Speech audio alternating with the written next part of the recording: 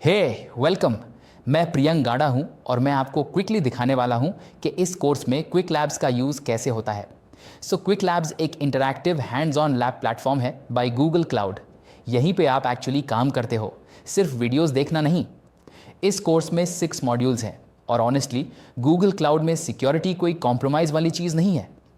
इस कोर्स के थ्रू आप रियल हैंड्स ऑन प्रैक्टिस करोगे, रिसोर्सेज को सिक्योर करना, आइडेंटिटी समझना using different Google cloud services including GKE यानी गूगल कुबरनेटीज इंजन। अब ये कोर्स थोड़ा डिफरेंट है। पहले एक मॉड्यूल होगा जिसमें बैकग्राउंड वीडियोस है और उसके बाद pure hands on, no long lectures, no quizzes, बस real practice real Google Cloud पे वाया क्विक लैब्स। और अगर आपको ये कोर्स अच्छा लगा तो आप फुल क्वेस्ट भी ट्राई कर सकते हो।